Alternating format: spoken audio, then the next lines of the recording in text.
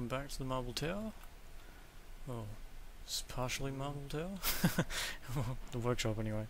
So, today, you've actually caught me. I was about to make some invar, because I've got a quarry area that's going to be set up. I realised that for all the things on my list here that I made last episode, I actually need some resources. I'm running fairly low on all the shallow resources, so things like iron and tin and copper and things like that. So I thought the best thing to do would be set up a basic quarry, a fairly large one, so I can spend a lot of time in the shallow depths and get lots of cheap material. And to run it, I was going to set up some magmatic engines which require invar, and we can see that in here. So you'll all have NEI as well, so you can look that up yourselves, but invar is the metal required for these engines, and you make that by smelting invar blend, which is ferrous and iron. So yeah, I'll just throw some in there and we can go have a look at something else. So we need, I'll put a bit of that in there and we'll set, oh hang on, that's not what I want. What do I want? I want that. There we go. And we'll do, I don't know, 8 of that. I think something like that will be hopefully enough. And the one that went through there, we might just redo that. And stick it in the hopper. Alright. Now while that's cooking up, let's go and set up one of them and that. Okay, so here we are at the quarry site. That's the workshop over there. I've got a little platform so that nothing interferes. We don't have any mobs causing us issues.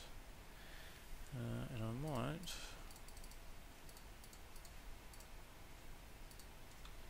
just build us a little hole to get up. Let's just put it here, like so.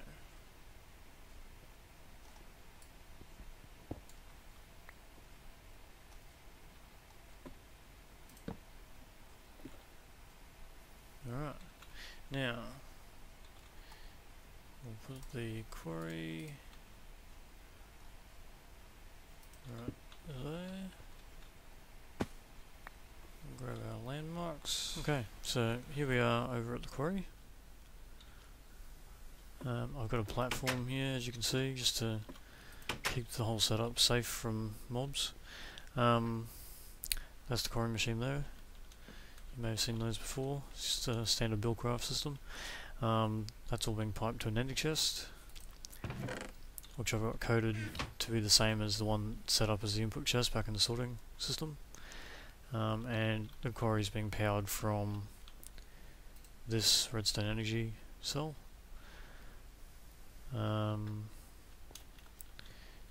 Yeah, okay, so at the moment I've got 2 magmatic engines here. They're only 4 microjoules each, so the whole system runs on 8. But it moves reasonably quick. You can see the arm going along there. It can take, I think, up to 40 something, 49 or something like that.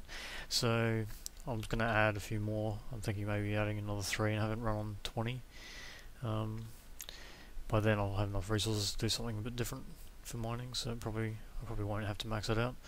The lava is coming from this tank, feeding the engines, and I'm taking advantage of the new thermal expansion tesseracts. This is a liquid tesseract, being fed from a frequency, so it basically runs like wireless redstone.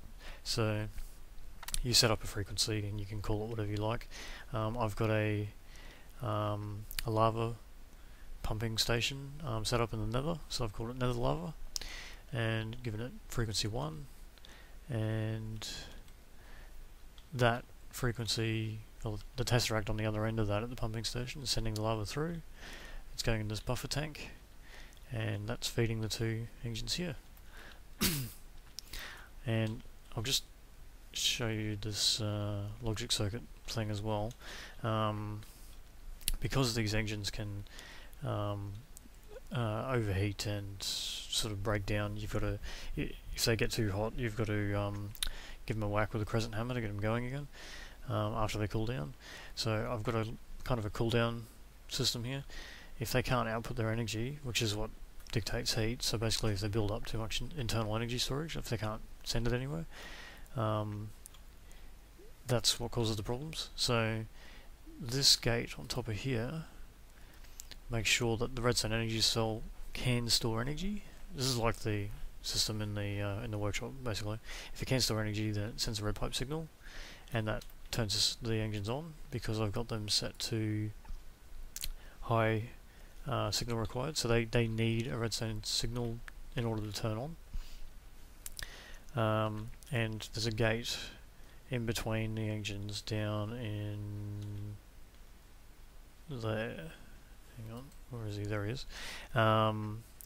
So yeah, if red pipe signal on, then redstone signal, and that gets the engines going. So that's what that's about. So basically, if this ever fills up and their energy can't go anywhere, then they'll turn off, and the system will stop until some of the energy in the cell is used, and then it can store energy again. So yeah, I mean, you can see a constant flow of items through this. This is just on 2 engines, so I'm not sure I actually need any more, but we'll see. So I'll show you the other end of this. I will cut cameras for a sec, and I'll see you at the lava pumping station. Okay, hi again. This is my little cobblestone hut in the nether, and this is the pumping station. So here's the pump. Through this floor is lava lake, and I've got these 3 little redstone engines here. It's enough to power a pump, so you probably already know that. It's fairly standard Buildcraft technology. I've got a liquid duct, thermal expansion liquid ducts, running to this tesseract, which is the one on the other end. So this is the one set to send only on the nether lava frequency, which I've set up as frequency 1. So yeah, so that'll output the lava basically, and the other one on the other end is set up the same way but on receive only. And yeah, so, and the reason they both work all the time is this chunk loader. So I've just I've set this up here so that this area is always loaded, and so lava will always flow from here, and the quarry at the other end is always loaded because Buildcraft quarries automatically chunk load themselves, or any chunks that they're in anyway. So the 16 chunks that it occupies are always loaded. So yeah, and that's how that works.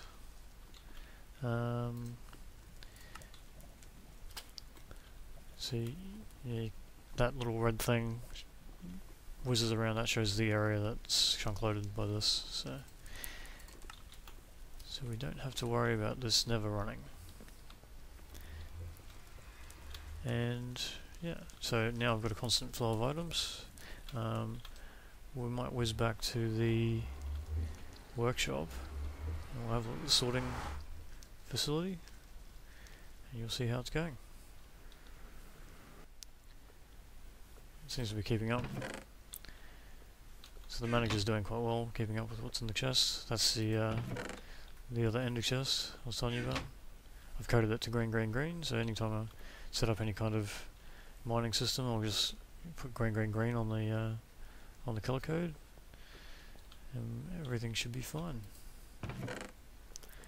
Yeah, there's a little bit too much dirt coming through. Hopefully that'll clear up once we get through the the top few layers and down into the cobblestone.